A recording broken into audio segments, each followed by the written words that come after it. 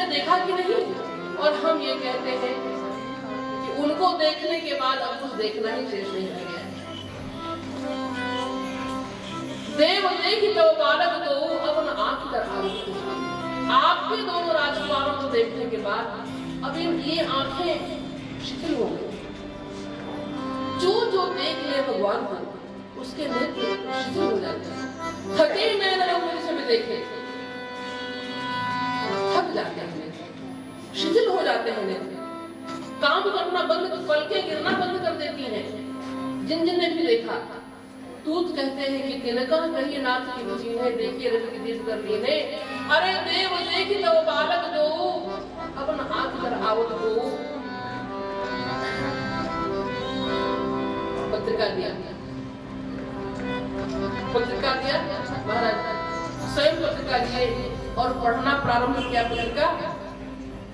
तो जैसे ही पत्रिका पढ़ने लगे ना वैसे ही राम लखन हृदय में राम लक्ष्मण प्रकट हो गए। करवर चिट्ठी और नाम की चिट्ठी है, राम लखन और करवर चिट्ठी रही गए कहत खाटी मीठी। अब ये चिट्ठी खट्टी है कि मीठी है ये कहते नहीं बन रहा है। ये खट्टी मीठी है क्या होता है?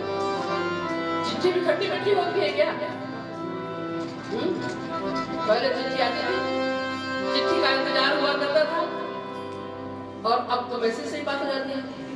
मानो मैसेज ही समझ लो, तो मैसेज कोई खट्टा मीठा, हाँ खट्टा मीठा मैसेज नहीं होता है, उसमें लिखा हुआ समाचार जो होता है वो खट्टा मीठा होता है।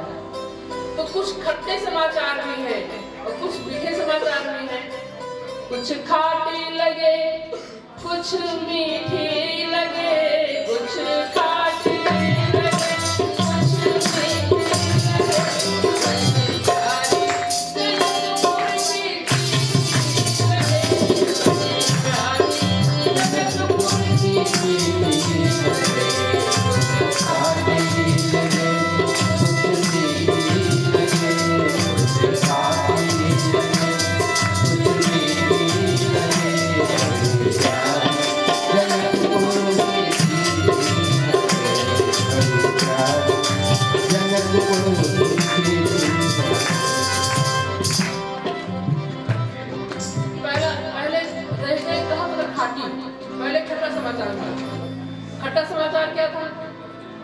जब लाल जी यहाँ से निकले सिद्धाश्रम के लिए तो बीच में ताड़का आई और ताड़का बड़ा विकराल रूप धारण करके आई और लाल जी के ऊपर झपट पड़ी।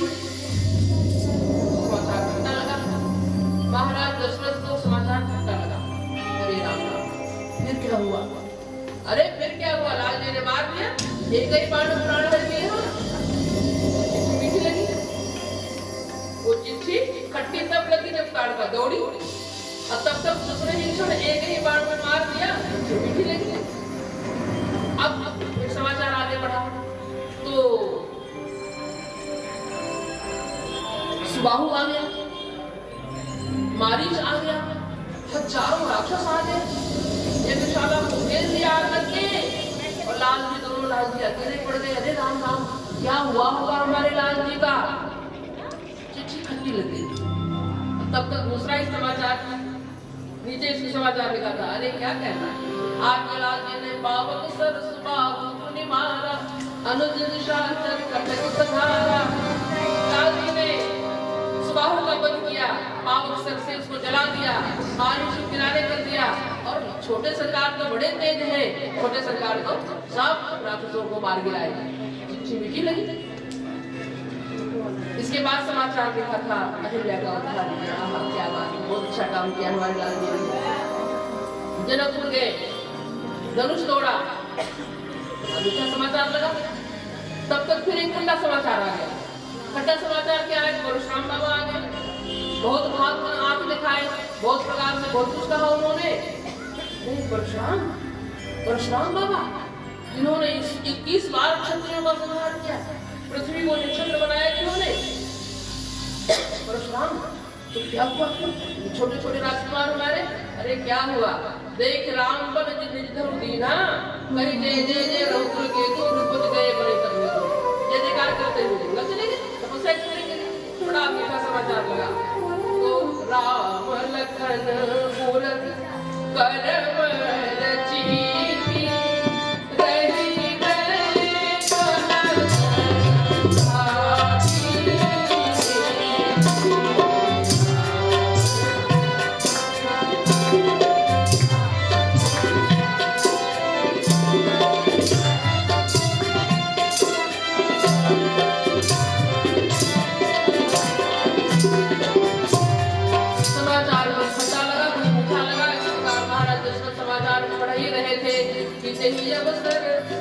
उसी बीच में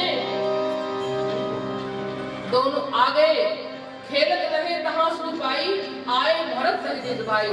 खेल रहे थे श्री भरत जी, भरत भैया कहीं खेल रहे थे, खेलते हुए समाचार मिला। अरे साहब, राजपाल साहब, बड़े साहब का समाचार मिला है।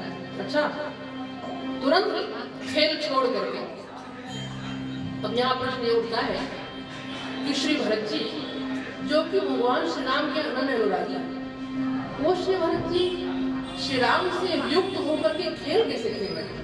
खेल में कैसे मन लग रहा है? देखो, खेल दो प्रकार का होता है। एक तो खेल का संकल्प बच्चे स्वयं करते हैं, और दूसरा खेल वह है कि जैसे काव्य जी महाराज कहते हैं, खेलों तहु बालकन मीला करो सकल रघुनायक लीला। जो भगवान के द्वारा की गई लीलाएं हैं, उन्हीं लीलाओं का अनुकरण करना। जो भगवान खेल खेल चुके थे, उसी लीलाओं का अनुकरण कर रहे थे श्री भरत जी।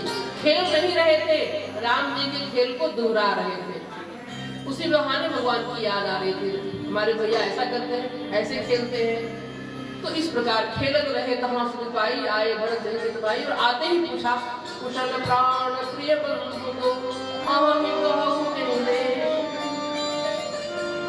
हमारे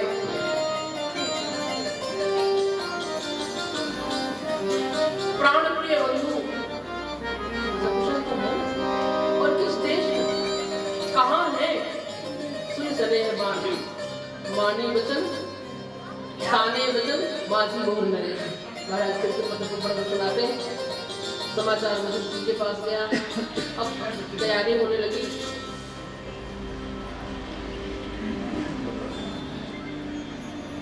बारात श्री भरत जी की जिम्मे श्री भरत जी को जिम्मेदारी दी गई कि बारात की सजावट और व्यवस्था आप करेंगे।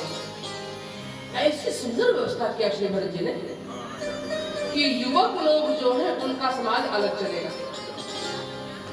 जो बड़े लोग हैं उनका समाज अलग चलेगा, मंत्री वर्ग मंत्रिमंडल जो है उसके लिए अलग व्यवस्था है, प्रजाजनों के लिए अलग व्यवस्था है,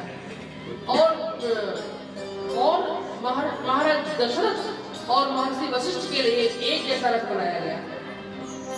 तब सुमंत्र द्विसेंद्र साजी, यह सुमंत्र जी की जिम्मे था। तब सुमंत्र द्विसेंद्र साजी दो रथ श्री सुमंत्र जी ने सजाया और दो रथ रुचिर खूब पहियाने, दोनों रथों को ले आकर महाराज के सामने खड़ा कर दिया। एक पर महाराज दशरथ और एक पर महर्षि वशिष्ठ।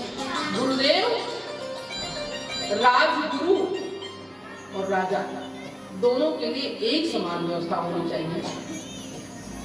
गुरु राजा भगवान का स्वरूप होता है, यह सच बात है, लेकिन अगर राजा भगवान का स्वरूप है तो सदगुरु भी भगवान के स्वरूप है। इसलिए राजा से कमजोर व्यवस्था गुरु की नहीं होनी चाहिए, ऊंची होनी चाहिए। यहाँ ऊंची व्यवस्था है। तो महर्षि वशिष्ठ और महाराज दशरथ अपने अपने रथों पर विराजमान हुए। अब और सब कैसे गोस्वामी महाराज कर रहे हैं, छरे छबीले छय रसम सूर सुजान नवीन युगपति चर असवार असदेश कला प्रवीण। जो छरे छबीले छयन है ये एक तरफ चले, क्योंकि श्री भरत जी की व्यवस्था है। अब बड़ी लंबी चौड़ी बात, तीनों लोक में निमंत्रण मिल गया सबको। कौन निमंत्रण दिया? पब्लिसिटी करने में देवताओं में कौन सबसे आगे है? नारद बाबा। नारद बाबा ने निमंत्रण सबको दे दिया, बोले कि सबको चलना है बारात में। बहुत बड़ी बनई वर्णन बनी बराता।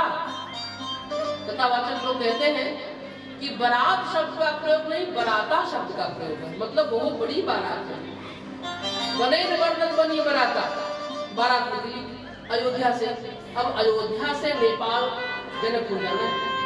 अभी नेपाल है समय तो एक ही था, तो मार्ग जो है वो काशी होकर के ही वह बारात इधर से ही गई। इसका प्रमाण यह है, यद्यपि गोरखपुर होकर के भी रास्ता है नेपाल जाने का, लेकिन बारात इधर से ही निकली थी। कैसे? क्योंकि एक बार हम लोगों के बचपन में जो कथा तो करना शुरू ही कर दिया था हम लोगों ने, भैया को याद होगा, किलाधीश जी लक्ष्मण किलाधीश जी स्वामी कृपाजी जी महाराज हुआ करते थे, तो उस समय भगवान की बारात निकली थी और एक वर कन्या का विवाह कराया गया था श्री सीताराम जी के रूप में। बारात मिथिला गई थी, तो उसका मार्ग इधर से ही हुआ था, अयोध्या से काशी होते हुए और ये सीतामढ़ी होते हुए, चाहे बेतिया होते हुए जो भी रास्ता रहा हो, तो उधर से ही बारात, क्योंकि वह निश्चित किया गया था कि उसी मार्ग से बारात जाएगी। जिस मार्ग से राम जी की बारात गई थी उसी मार्ग से बारात जाएगी। तो बड़े बड़े महात्माओं ने और बड़े बड़े विद्वानों ने वह मार्ग तय किया था कि इसी मार्ग से, तो उसमें महाराज जी भी गए थे, स्वामी कृपाजी महाराज भी गए थे उसमें, और किलाधीश जी महाराज थे, और सारे साधु महात्मा अयोध्या से बारात लेकर गए थे। और मिथिला में एक जोड़े का विवाह हुआ था उस समय, यहाँ से वर के रूप में श्री राम जी के वेश में वर को लेकर गए थे, वहां कन्या इस प्रकार से तो बारात निकली। अब आप जानते हैं कि यह मार्ग बहुत लंबा है, और महाराज जनक ने ऐसी व्यवस्था की कि देखो होना इतनी चाहिए।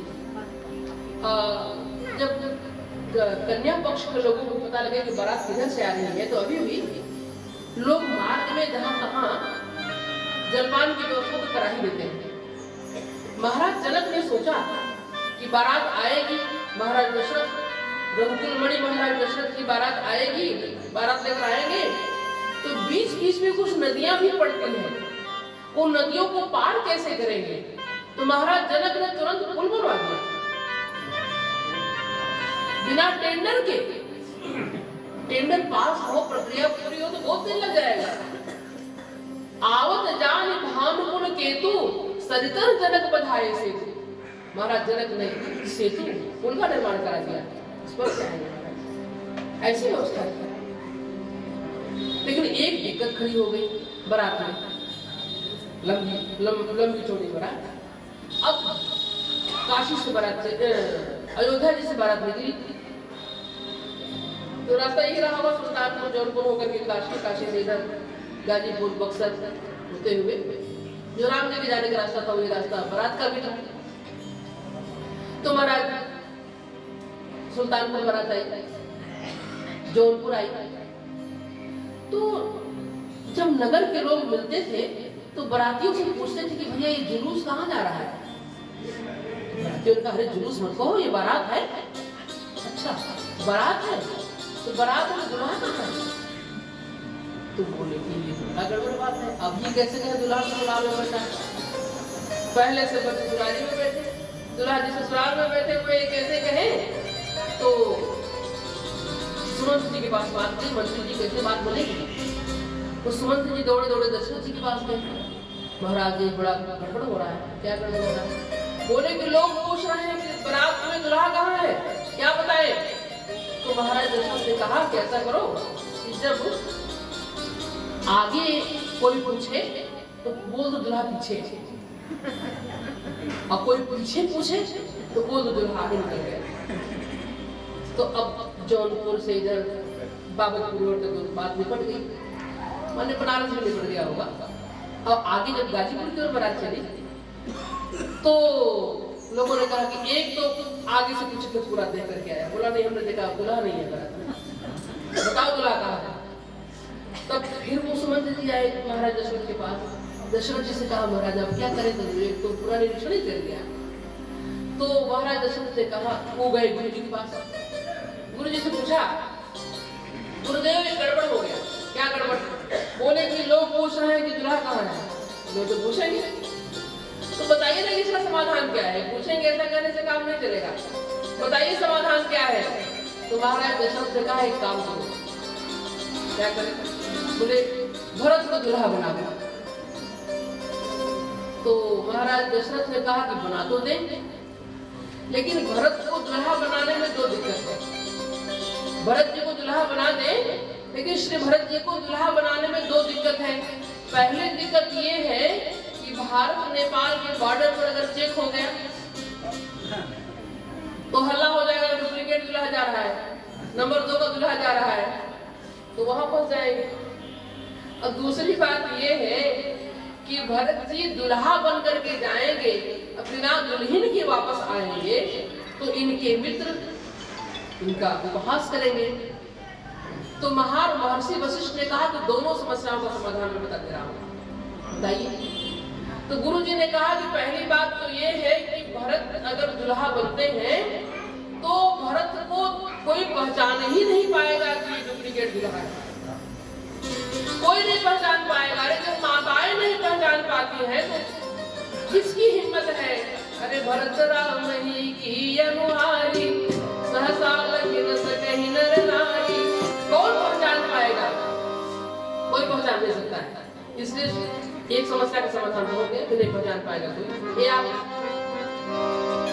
आश्वस्त कर रहे हैं। हाँ, और दूसरा कि बिना दुल्हन के वापस आएंगे तब गड़बड़ हो जाएगा। तो महर्षि वशिष्ठ ने कहा कि दुल्हन के साथ आएंगे ना, दुल्हन के बिना थोड़ी वापस आएंगे। महाराज धनुष के साथ एक कन्या की शर्त थी कि 2 कन्या की शर्त थी। अरे तुम 2 की बात करते हो, हम 4 दुल्हन लेकर के आएंगे। हम तो चारों को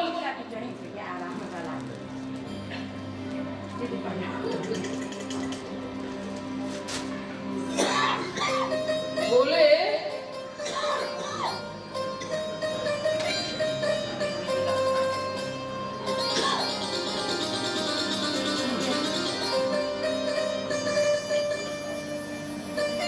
धनुष के साथ एक कन्या की शर्त थी कि 2 की। महाराज ने पूछा, वशिष्ठ जी ने कहा कि 2 की बात करते हम 4 दुल्हन लेकर के आएंगे। कैसे 4 लेकर आएंगे? बोले हम जानते हैं ना कैसे लेकर के आना है। तुम तो दुल्हा बनाओ भरत जी को। श्री भरत जी को दुल्हा बना दिया गया और बारात जनकपुर में पहुंच गई।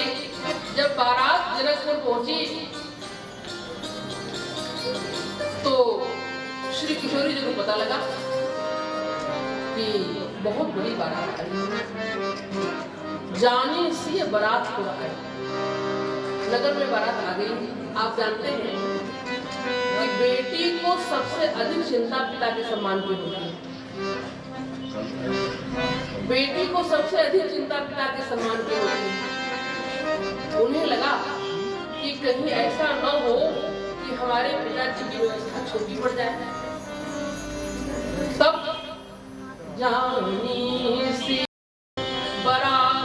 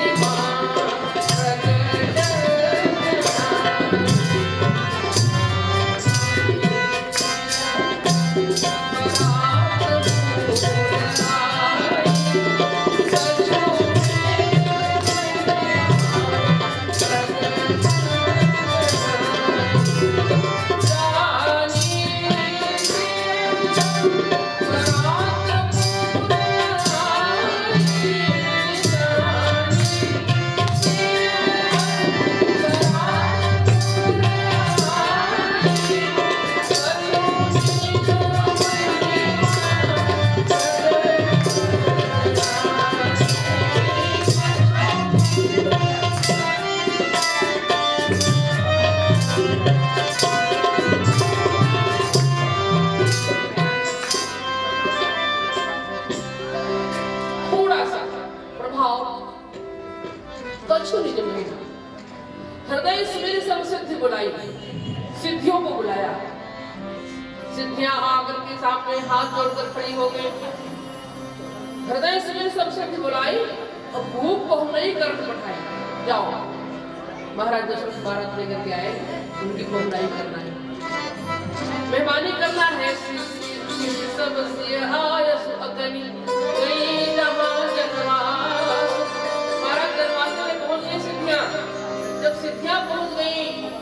व्यवस्था तो तब हुई ही, लेकिन श्री किशोरी जी की महाशक्ति की व्यवस्था जब हुई तो गई जहाँ जनवास, जनवास में पहुंची, लिए संपदा सकल सुख, सुरपुर भोग विलास। जो देवताओं को भी दुर्लभ विलास है, भोग है, वह सारी संपदा लेकर के सिद्धियां हाथ में ले लेकर खड़ी हो गई और निज निज वास विरोध कराती। निज निज वास का मतलब यह है कि सबके लिए अलग अलग महल, जितने भी अवधवासी गए थे, जितने बराती गए थे, सबके लिए अलग अलग महल, अलग अलग सामग्री, अलग अलग सेवक, अलग अलग सेविकाएं, सारे एक एक लोगों के लिए पृथक पृथक व्यवस्था हुई। निज निज वास लोग के बराते सब लोग लगे, सब देवताओं का सुख भी, देवलोक का सुख भी छोटा प्रतीत हो रहा है लोगों को। बारात आ गई। अब इधर श्री राम लक्ष्मण के मन में इतना उल्लास हो रहा है कि कब पिताजी से मिलने, पिताजी से कब मिलने। महर्षि विश्वामित्र ने देखा कि दोनों भैया श्री राम लक्ष्मण पिताजी से मिलना चाहते हैं, तो दोनों को हृदय से लगाया और लेकर के पिताजी के पास गए, पिताजी से मिलते हैं। और फिर विवाह के क्रम की बात आती है। श्री महाराज जनक ने, यद्यपि बारात बहुत दिन पहले आ गई थी, प्रथम बारात लगन में आई, बहुत दिन पहले बारात आ गई थी, ताते पुर प्रमोद अधिक आई। अब इसके बाद मंगल मूल लगन दिन आवा, हिमेश अगहन मास सुहावा, अगहन शुक्ल पंचमी का दिन, उसी दिन मुहूर्त निकला। कौन मुहूर्त निकाला? गनी जनक के गणगण जोई।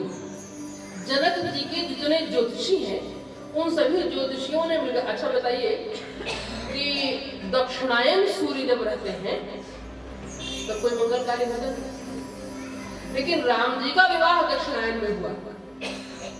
कैसे हुआ?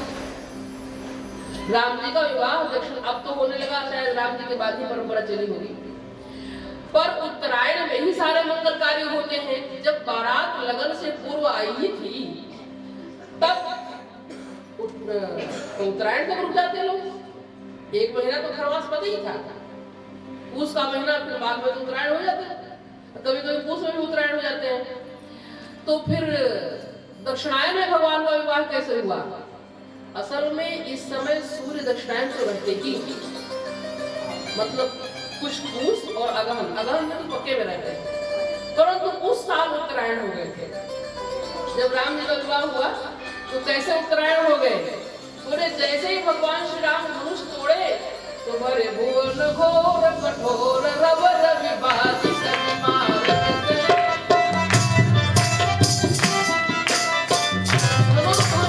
ध्वनि को सुन करके भरे भुवन घोर कठोर रव रवि बाजी तक नारद चले। सूर्य भगवान ने घोड़े अपना रास्ता बदल दिए, दक्षिणायन से उत्तरायण हो गए। जब सब सूर्य उत्तरायण हो गए तो विवाह भगवान का हो गया उत्तरायण।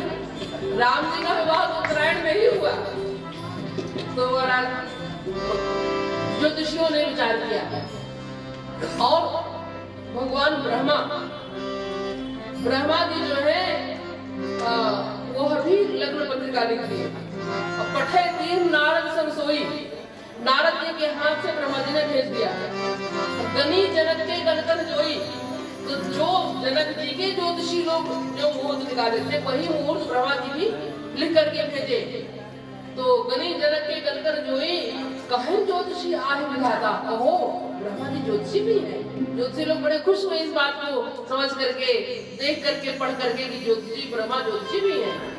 हमारे बीच में बड़े कोटि के ज्योतिषी जी बैठे हुए हैं। डॉक्टर बाल पाटिल जो हमारे परम पूज्य गुरुदेव भगवान के ज्योतिषी, मतलब ज्योतिषी काम जो था वो यही देखते थे। तो कहा ज्योतिषी आज विधाता ज्योतिषी भी है। यह सुन करके समझकर लोगों को बड़ी प्रसन्नता हुई। इस प्रकार मंगल मूल लगन दिन आवा, अगहन मास सुहावा, अगहन शुक्ल पंचमी का दिन आया, भगवान के विवाह की तैयारियां होने लग गईं। जनवासन में बारात रुकी थी। महाराज जनक के सेवक जनवासे में जाते हैं, प्रार्थना करते हैं, महाराज बारात लेकर के दुल्हा जी को लेकर के द्वार पर पधारे। ब्याहन लालन आंगन मेरी पठाई, ब्याहन लालन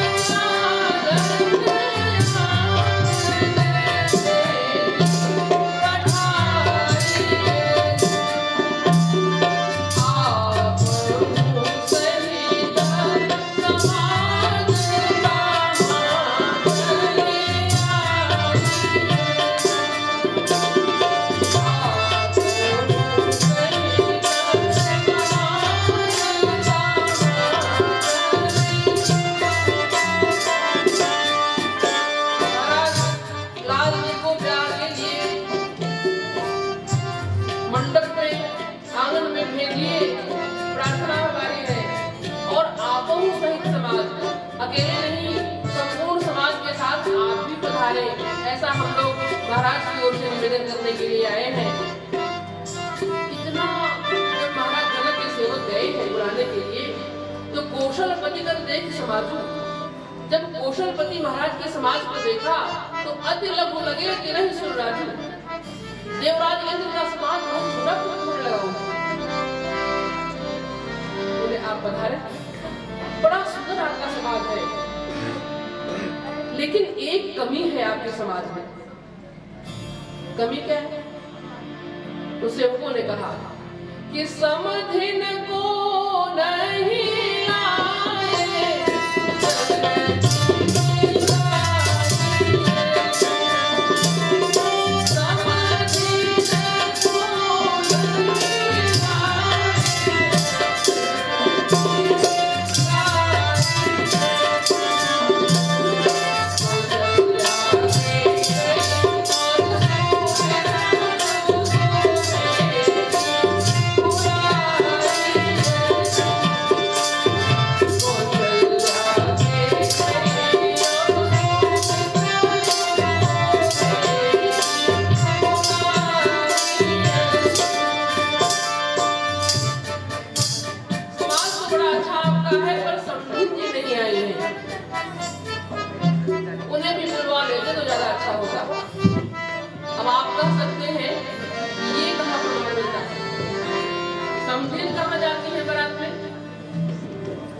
समधिन नहीं जाती है बारात में। और अब जो कमी थी पूरी हो रही है, मतलब बाराती तो आ रहे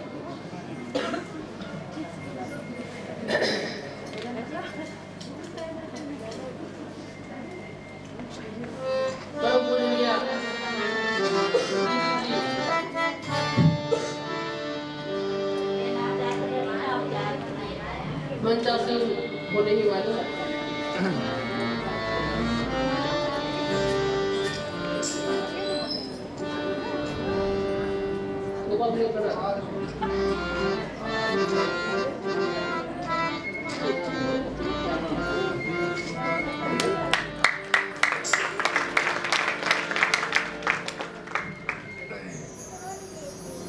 अब विवाह में आशीर्वाद देने वालों की भी आवश्यकता होती है।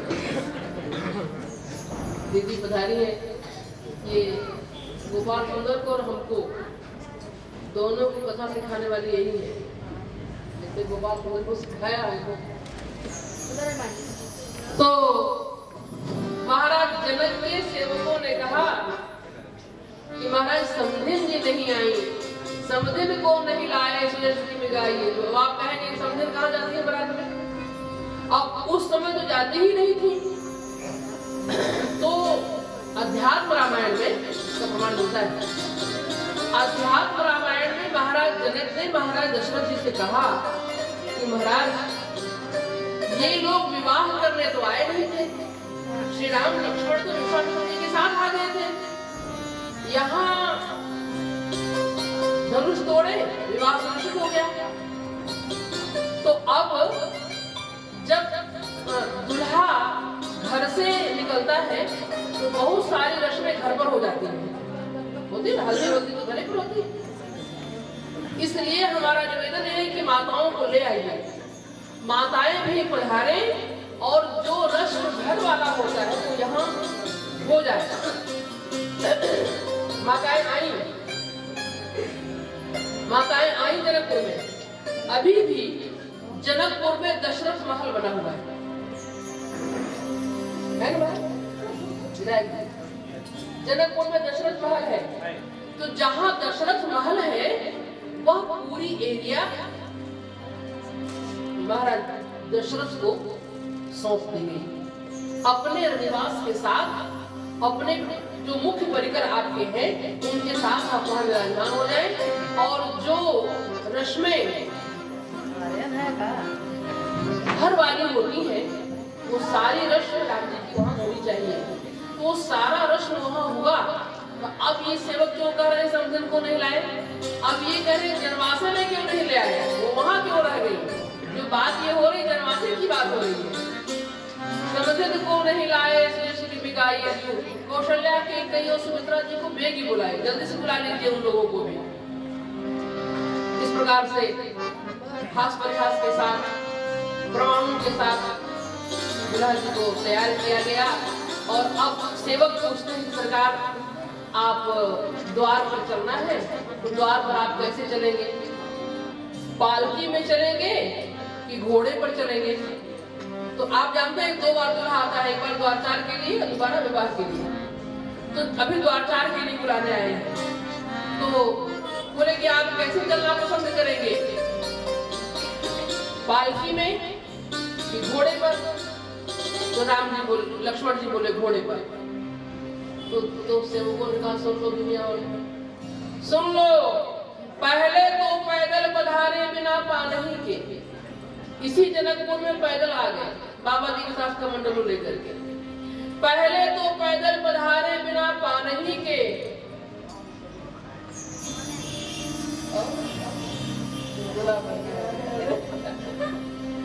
दीदी बता रही है एक बुंदेलखंडी भाषा में कैसे पहले परे रहे आम तरे दुल्हा हो गए हरे हरे।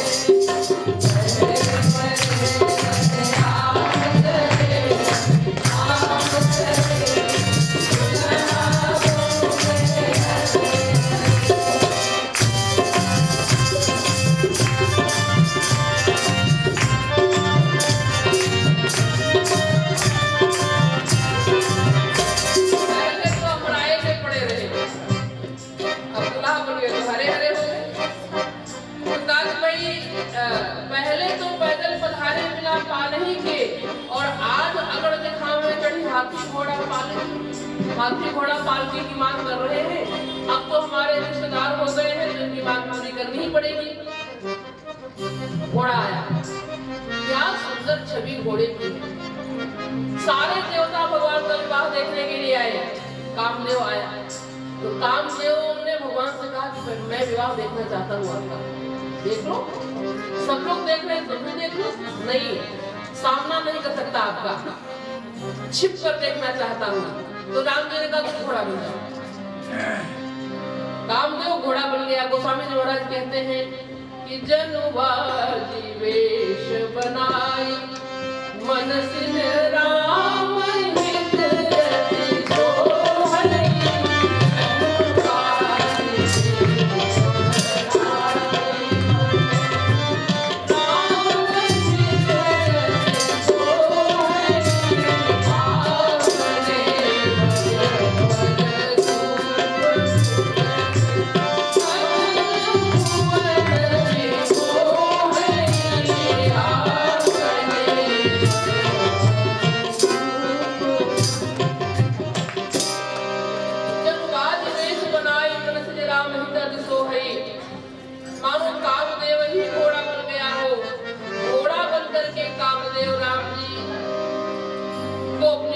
लेने के लिए आया। कितना सुंदर घोड़ा है। गोस्वामी जी महाराज कहते हैं कि आज कोई दुल्हा को नहीं देख पा रहा है, कोई घोड़ा को नहीं देख पा रहा है। किसको देख रहे हैं लोग? बोले जगमगत जीन जराव जोत सुमोत मन मानिक लगे। जगमग जगमग करती हुई जीन उसके पीठ पर, घोड़े के पीठ पर है। जगमगत जीन जराव जोत सुमोत मन मानिक लगे। किंकिनी लगाम लगाम ललित विलोक सुर नर मन ठगे। जो लगाम लगी है ना घोड़े में, घोड़े को जो लगाम लगी हुई है, उस लगाम में जो क्षुद्र घंटिकाएं लगी हुई हैं, उस घंटिकाओं को ही दे। किंकिनी लगाम लगाम ललित विलोक सुर नर मुनि ठगे। सुर नर मुनि सब तरफ रह गए केवल लगाम को देख करके। उसकी लगाम इतनी सुंदर है तो किसी की घोड़ा तक दृष्टि नहीं पहुंच पा रही है, और घोड़े तक नहीं पहुंच पा रही है, दुल्हा तक कहां दृष्टि पहुंच पाएगी। घोड़े पर विराजमान होकर के ठाकुर जी जनवासे से मंडप की ओर, महल की ओर चले हैं। तो बीच में माताएं अपने अपने अट्टालिकाओं से दुल्हा को देख रही हैं। देखा, पुष्प वर्षा कर रही है। इतना गोस्वामी जी महाराज बारात का इतना सुंदर वर्णन किए हैं। बारात जब चली है तो जो राजकुमार है, तुरंत नचावही कुंवर वर। ये जो कुंवर वर है, ये लोग घोड़े को नचा रहे हैं। राम जी अकेले घोड़ा पर थोड़े हैं, राम जी तो घोड़ा पर है ही, इनके साथ श्री भरत जी है, लक्ष्मण कुमार है, शत्रुघ्न कुमार है, और राजकुमार जो है, और कुमार जो है, ये सब आजू बाजू में चल रहे हैं। और तुरंत नचावही कुंवर वर, ये श्रेष्ठ कुंवर जो है घोड़े को नचा रहे हैं। अकन मृदंग निशान, मृदंग बज रहा है तो मृदंग के अनुसार घोड़े को नचा रहे हैं। और डगैन ताल बधान, घोड़ा जो नाच रहा है उसका भी ताल नहीं कट रहा है कहीं से। जैसे पूरा सीखा हुआ हो, कैसे नाच रहा था घोड़ा कैसे नाच रहा?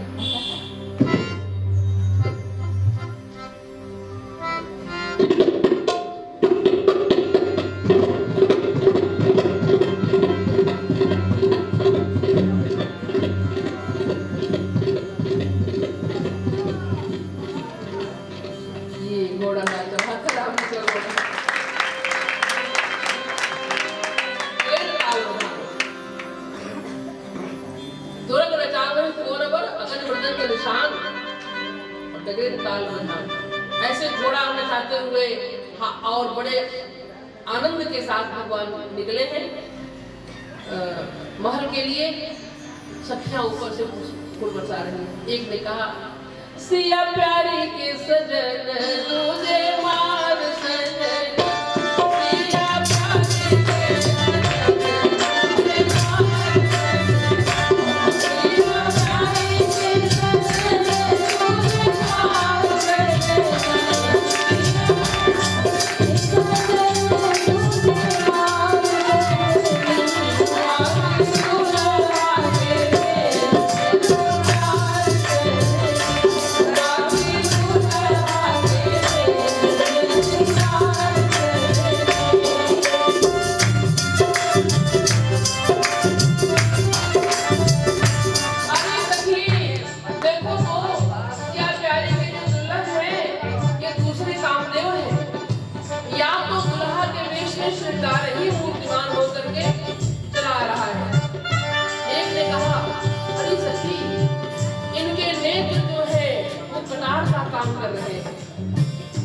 कमान का काम कर, धनुष का काम कर रही है, तिलक कमान का काम कर रहा है, अलकावलियां जो है वो लोगों को बांधने का काम कर रही है। और ऐसे अपार सौंदर्य को लेकर के आगे बढ़ रहे हैं। जितने लोग देख रहे हैं इनको, सारे दर्शनार्थी घायल हो जा रहे हैं देख करके। आगे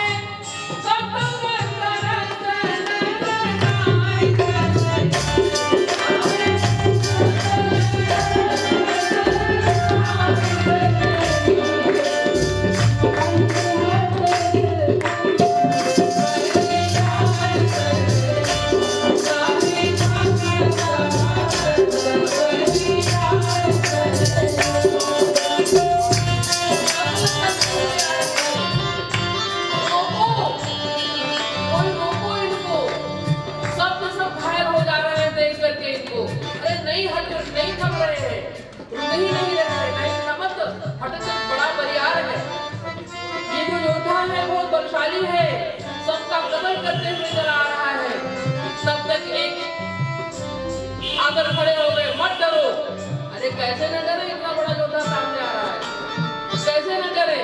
बोले जन डरो नेहशीला होशियार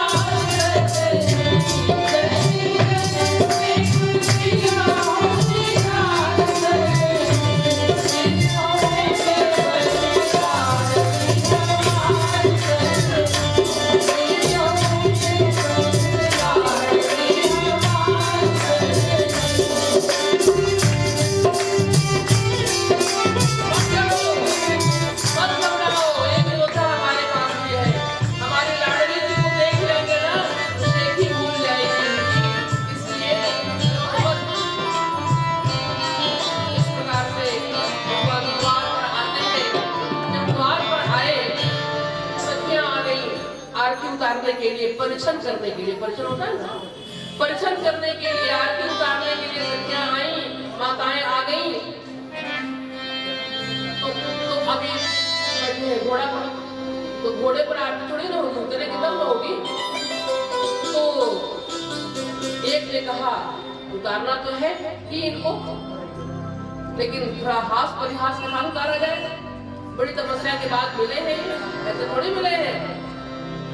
हजारों वर्ष की कठोर साधना करके ऋषि महात्मा जो है सखी रूप में आए हैं मिथिला में। एक ने कहा लाडली की महिमा बखाने विलिशंभु शेष। अरे हमारी लाडली जी की महिमा का बखान ब्रह्मा विष्णु महेश सब करते हैं। लाडली की महिमा बखाने विलिशंभु शेष, सनकादि शारदा श्लोक पढ़ के, सनकादि कुमार शारदा सब श्लोक पढ़ के लाडली जी की महिमा का बखान करते हैं। सनकादि शारदा श्लोक पढ़ के, और देवराज उतरी ऐरावत से नावे शीश। देवराज जी जब आते हैं ना तो ऐरावत दरवाजे तक नहीं आता है उनका, ऐरावत को दूर नगर के बाहर खड़ा कर देते हैं।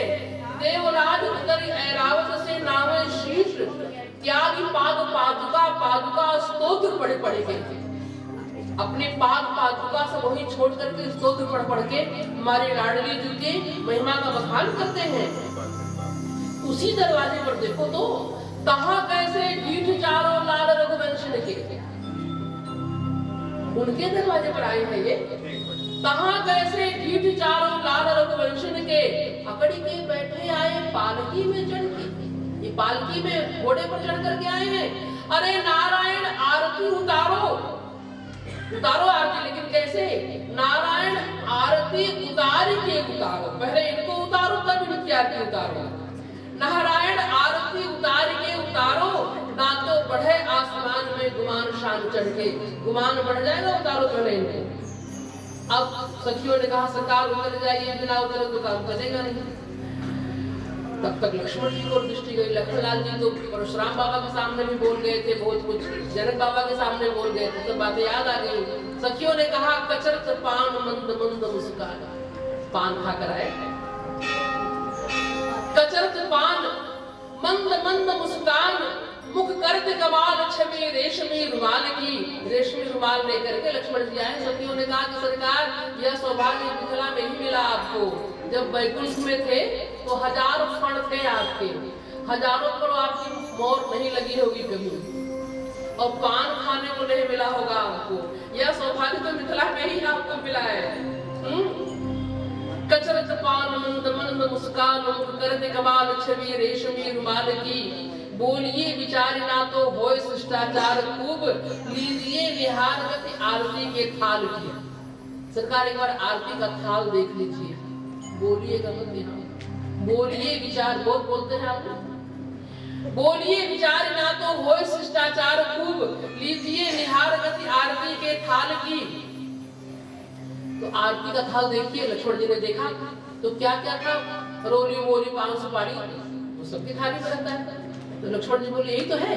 सखियों ने कहा फिर देखिए कुछ और रखा है। तो देखा हाँ आरती भी है, आरती उतारना ही आपको नहीं और भी देखिए। फिर देखा हाँ बोले एक छोटी सी लोढ़ी रखी थी, सिल भट्टा वाला। तो लक्ष्मण जी बोले हाँ ये लोढ़ी दिखाई दे रही है। तो बोले सखियों ने कहा कि हम यही आगे दिखाना भी चाहते थे, वो लोढ़िया ही दिखाना चाहते थे। तो लोढ़ी क्यों दिखा रही है? तो सखियों ने कहा बोलिए विचार ना तो होए शिष्टाचार खूब लीजिए निहार गति आरती के थाल की करके ख्याल सुनो लक्ष्मण लाल मत बजाइयो यहाँ गाल ये गली है ससुराल की ज्यादा गाल बजाएंगे ना तो वो लोढ़ी से गाल सेक देंगे। मिथिला में अभी कब सेकाई होती है दिला के गाल सेका जाता है। यद्यपि गाल सेकने की परंपरा इसलिए है सखिया कहते हैं ना जिनका लागी जोगी मुनि जोग जब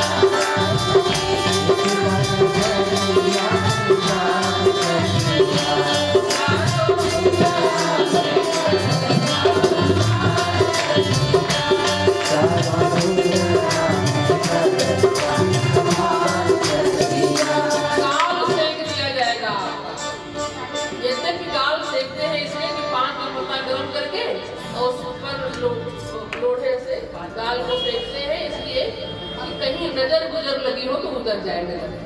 लेकिन सखिया इसे दूसरे प्रस्तुत करते हैं कहते हैं कि आप बहुत बोलते हैं तो गाल सेक दिया जाएगा तो कम बोलेंगे आप इसलिए आपकी कल से गाई होगी परंपरा भी है मिथिला में। तो करके ख्याल सुनो लक्ष्मण लाल मत बजाइयो यहाँ गाल ये गली है ससुराल की सरकार उतरे हैं भगवान। अब जब भगवान उतरे इन हास परिहास के साथ सखियों ने भगवान को उतारा जब उतरे सखियां खुश हो गई प्रसन्न हो गई एक स्वर में कहने लगी उतर गए हो उतर गए हो उतर गए तारो दुल्हा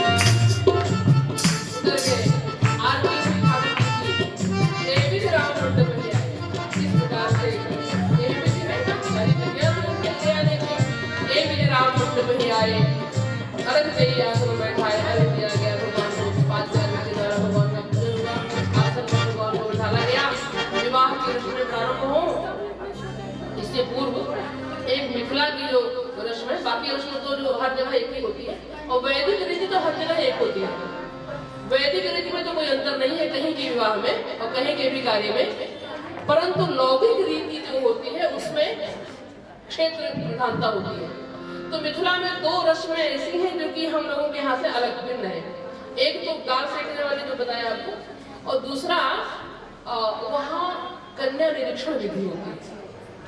विवाह के पूर्व कन्या को एक कमरे में जिसका विवाह होना है बिठा देते हैं, गाढ़ी चादर ओढ़ करके लड़की बन जाएगी और उसी के बगल में किसी दूसरी कन्या को वैसा ही उतनी ही बड़ी हो वैसा ही वस्त्र पहने वैसा ही चादर ओढ़ करके बिठाते हैं और दुल्हा से कहते हैं इनको पहचानो कि तुम्हारी दुल्हन कौन है।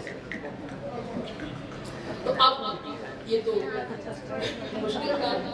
अब जो आपकी हो उसके ऊपर जल छोड़ दीजिए, पल्लव में जल लेकर उसको छोड़िए।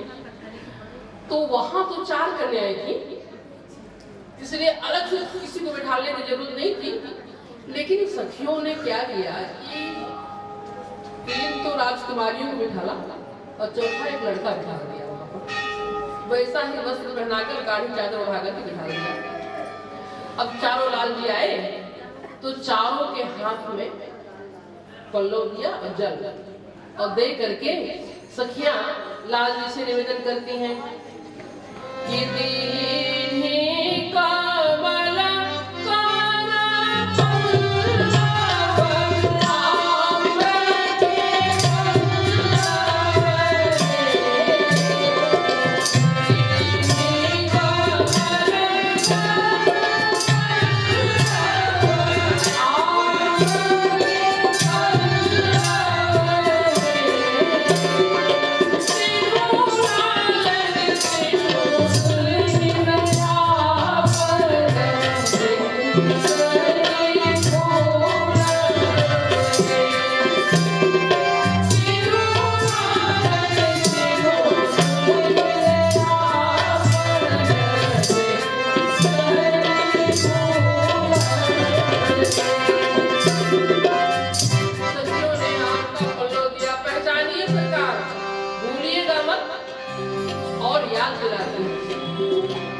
कहती हैं कि रघुकुल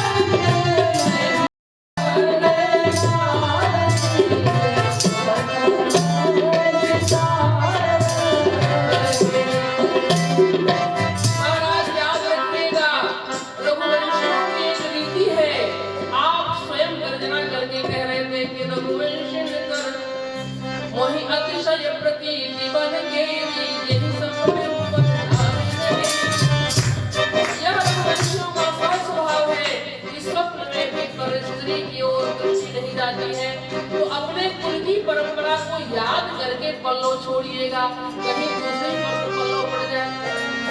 अब तो महाराज यह चुनौती वाला शब्द सुनते ही चारों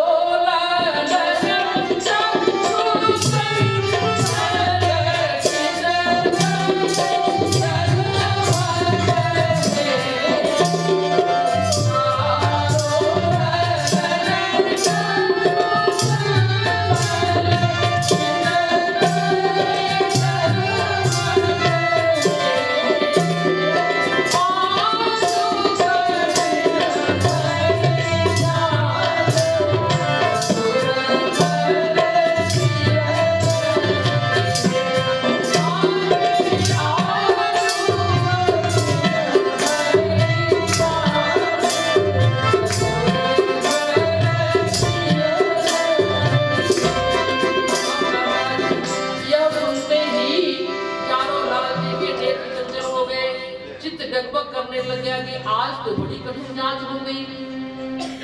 राम जी लक्ष्मण जी की ओर देखे, भैया गुरु जी के यहाँ पढ़ने के लिए गए तो बड़ी परीक्षाएं हमने दिया। कौन कौन सी लिखित परीक्षा दिया, मौखिक परीक्षा दिया और कौन कौन परीक्षाएं होती, सब परीक्षा हमने दिया, लेकिन इतना डर तो कभी नहीं लगा। आज तो ससुर के घर में सिया के लिए इतनी कठिन जांच हो रही है, बड़ी कठिन परीक्षा का समय आ गया। तो अपने अपने इष्टदेव को याद करके सबने दुल्हनों पर जल छोड़ा। तो कहते हैं यद्यपि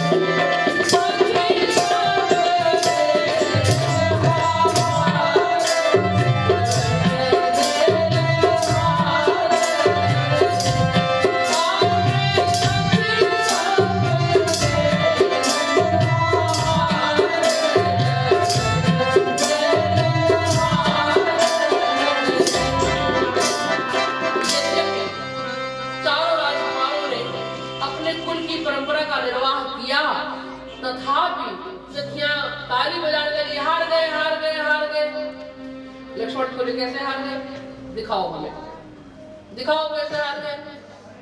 अब दिखाया तो श्री राघव जिनके ऊपर जल छोड़े थे उनका मुख खोल कर दिखाया तो श्री सिया जी ही थी। तब उनसे पूछा कि आप कैसे पहचाने अपने दुल्हन को। तो राम जी ने कहा भाई इसके पहले हम 2 बार इनको देख चुके थे, कुछ वाटिका में देखा था और निर्माल के समय देखा था, इसलिए पहचान गए इनको कि हमारी दुल्हन होगी। अच्छा अच्छा, तो श्री सीता जी को राम जी के बगल में खड़ा कर दिया गया। बोलिए सियावर रामचंद्र की जय। अब इसके बाद श्री भरत जी का नाम बनाया तो श्री भरत जी जिनके ऊपर जल छोड़े थे उनका मुख खोल कर दिखाया गया तो मांडवी जी थी। तो पूछा गया आप कैसे पहचाने। तो बोले कि देखो मैं तो जीवन में जीतने लायक हूँ नहीं, लेकिन आज तक मैं हारा भी नहीं, यह भी प्रमाण है। जिनकी कृपा से मैं हर खेल जीतता चला आया हूँ, उन्हीं कृपा से आज भी मैं जीत गया। चलो भाई बड़ी अच्छी बात है, जो भगवान के भक्त होते हैं तो हारते नहीं जीतते ही हैं। लाओ इन्हें भी इनकी दुल्हन को इनके बगल में खड़ा कर दो। मांडवी जी को उनकी बगल में खड़ा कर दिया गया। बोलिए मांडवी वल्लभ लाल की। अब शत्रुघ्न जी से कहा गया कि आप जिनके ऊपर जल छोड़े थे तो उनको दिखाया गया तो वो श्रुति कीर्ति जी थी। तो पूछा गया आप कैसे पहचान गए। तो शत्रुघ्न जी ने कहा कि मैंने सोचा कि जैसे चारों कहानियों में मैं सबसे छोटा हूँ तो जो सबसे छोटी होगी मेरी दुल्हन होगी, तो छोटा जानता है पहचान गया।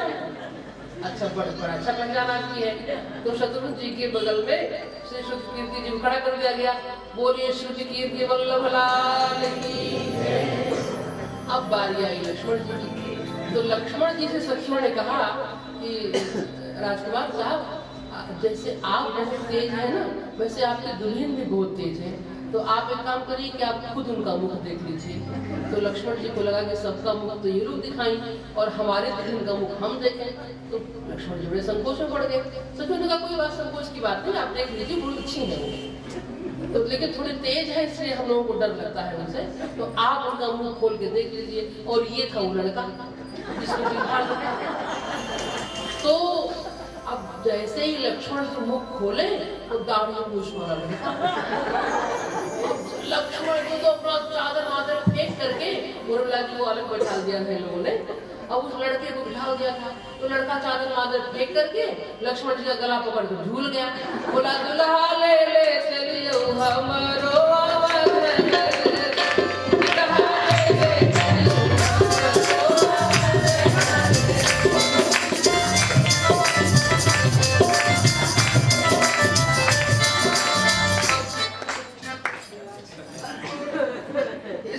से लक्ष्मण जी बड़े संकोच में पड़ गए। सारा उत्पात हमारे ही साथ होता है, मेरे साथ का उत्पात क्यों। तो सखियों ने कहा बड़े काबिल बनते हैं ना इसलिए उत्पात होता है आपके साथ। देखिए अब आप बिजली नाते दिखाते हैं तो श्री उर्मिला जी को जला करके श्री लक्ष्मण जी को दिखाया गया। बोलिए उर्मिला वल्लभ लाल की। इस प्रकार से संपूर्ण लौकिक रीतियों के साथ गोस्वामी जी महाराज कहते हैं करी वैदिक लौकिक सब रीति, समस्त वैदिक रीतियों का भी परिपालन होगा। होम समेत सारे देवता आकर के कह देते भगवान सूर्य स्वयं प्रकट होकर के अपने कुल की रीति बताते हैं कि हमारे कुल की ये रीति है, ऐसे होना चाहिए, ऐसे होना चाहिए। होम समय तनुधरी अनग, होम के समय अग्नि देवता शरीर धारण करके अदृश्य का आहुति लेंगे, स्वयं आहुति ले रहे हैं। अद्भुत विवाह हुआ, साक्षात्कार हुआ, संपूर्ण विवाह की रीतियां हुई। अब गोस्वामी जी महाराज कहते हैं महावरी का समय है,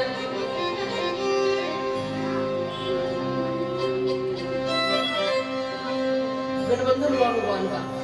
जोरी गई गांठ बटप्रीत चुंदरी के साथ, जोहत ही मोहे मन जड़ित जड़ावरी, वेदन की शाखे पढ़ी भाखे मुनि लोक रीति, एके में अनूप एक बनत बरावरी, बिंदु कवि आनंद सियाको देख दूल्हा जू, हाँ वही खड़े रहे न आगे बढ़ो पावरी, भूल गई मंडप कलश खम्भ जानकी जू, सांवरे शरीर की ही देने लगी भावरी।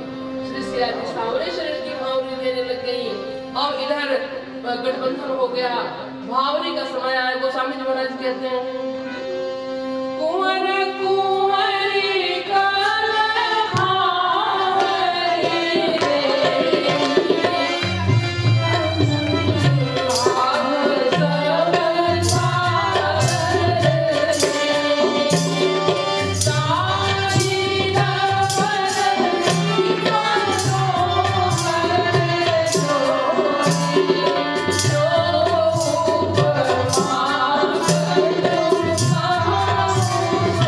Oh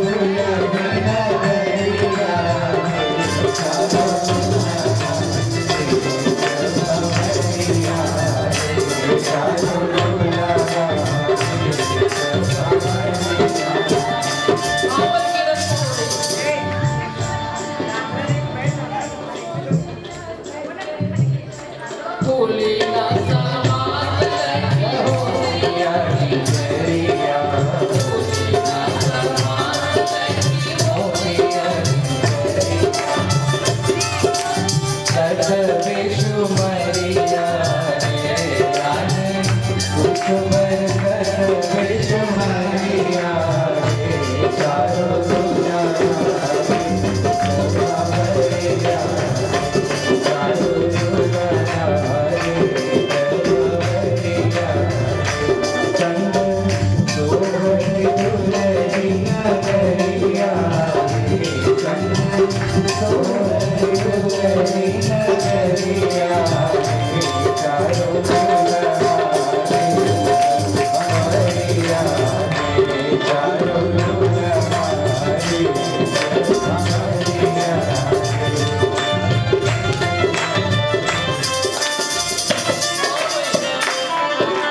पहली भाव हुई कहते हैं माताएं गाती हैं पहली भंवर जब घूमे पहली दोहा पहली भंवर जब घूमे बाबा पहली दोहा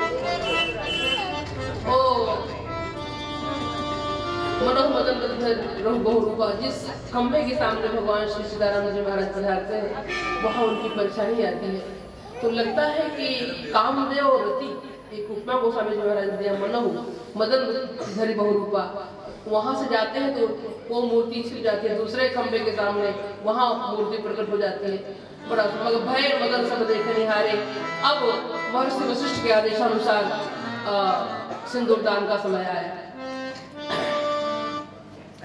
ब्राह्मणों ने सिंदूर दिया, सरकार सिंदूरदान का समय है, सिंदूर पहनाए आप।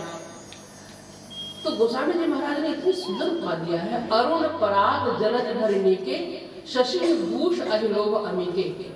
सिंदूरदान का जब अवसर आया तो ऐसा लग रहा है जैसे चंद्रमा को सर्प अपने मुख में कमल लेकर के पराग से भरपूर कमल सर्प ने अपने मुख में दबाया और चंद्रमा को दे रहा है। चंद्रमा को सर्प वह वस्तु दे रहा है जो चंद्रमा को जीवन में कभी नहीं मिल सकती है, और बदले में चंद्रमा ने भी सर्प को वह वस्तु दिया जो सर्प को के लिए दुर्लभ है, क्योंकि सर्प चाहता भी यही था। शशि भूष अहि लोभ अमीके। भाई सर्प की निंदा क्यों है, सर्प से क्यों बचते हैं? क्योंकि सर्प विषधर होता है। तो सर्प को लगा कि अगर मैं अमृतधर हो जाता, विषधर की जगह मुझे अमृत की प्राप्ति हो जाती तो मेरा कलंक पंख धुल जाता। तो इस लोभ से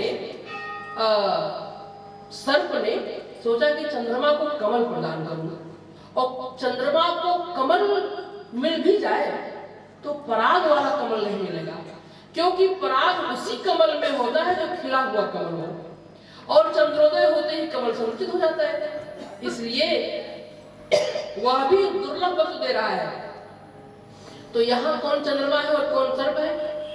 श्री किशोरी जी का मुखमंडल ही चंद्रमा है और राघव का भुजदंड ही सर्प है, करकोश ही कमल है, और जो हाथ में सिंदूर लिए है वही मानो पराग है। तो पराग से भरपूर कमल सर्प ने चंद्रमा को दिया, और लोभ क्या है? अमृत मिले। तो वहां तो ठीक है भाई, वहां सर्प को, यहाँ भगवान की भुजाओं को सर्प बना दिया, तो इन्हें अमृत मिला क्या? हाँ, तो अमृत मिला महाराज। जय कर कमल, जिस हस्तारविंद से भगवान ने इनका उद्धार किया, जिस हस्तारविंद से, तब तो हस्तारविंद में अमृत आ गया। कबहू कर सरोज रघुनायक धैर्य नाथ शीश मेरे, गोस्वामी महाराज कहते हैं वह कर सरोज आपका चाहिए, जिस कर सरोज में आपके अमृत की प्राप्ति हुई है, वह कर सरोज मेरे माथे पर पधराया। तुलसीदास तहि कर सरोज की चाहत निशिवासर छाया, निशिवासर तहि कर सरोज की चाहत में ऐसे। तो भगवान को अमृत की प्राप्ति हुई और श्री किशोरी जी को सिंदूरदान किया। अब सखियां गीत गाती हैं, कहती हैं कौन नगर के सिंदूरिया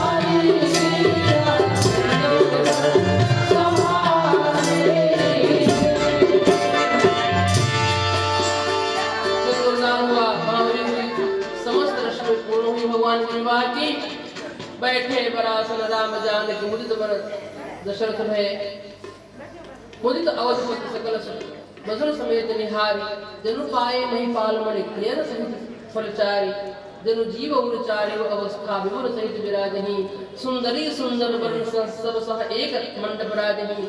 चारों सुंदरियां चारों सुंदरों के साथ लहकौर गौर सिखाऊ राम, इसलिए सरकार लहकौर एक रस्म होता है।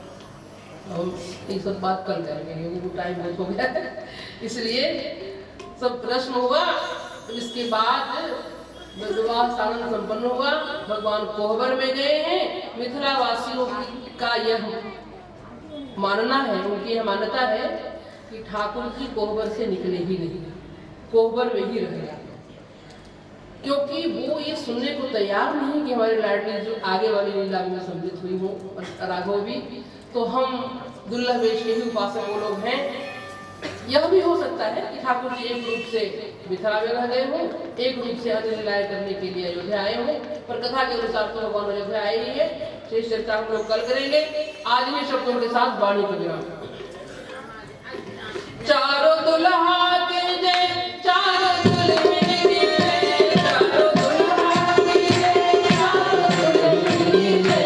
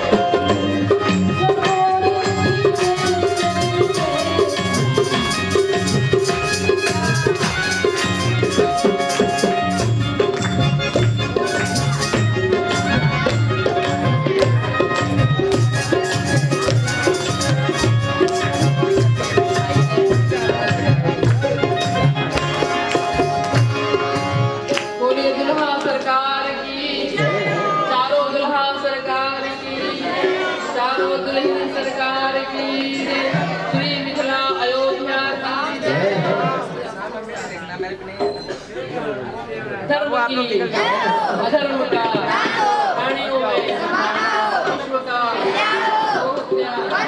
माता की सम्राट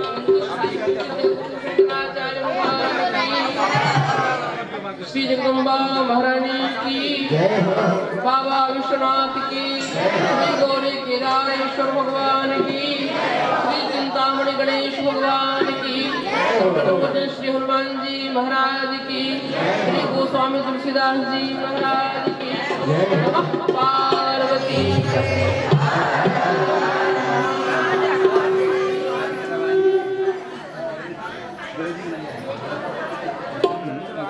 आगे कहाँ जा रहे हो?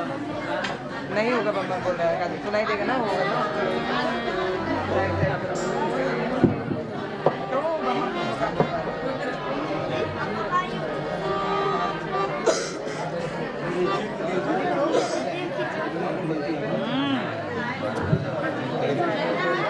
मत दो ब्रह्मा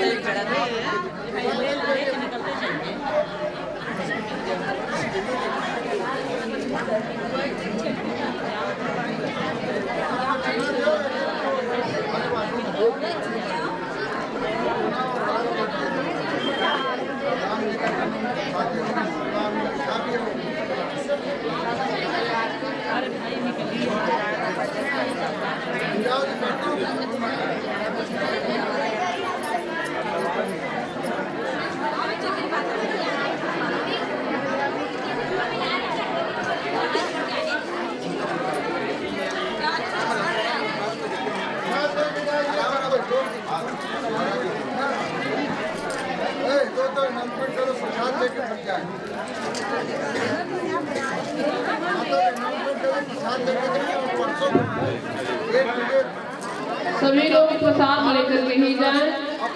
परसों शोभा यात्रा है।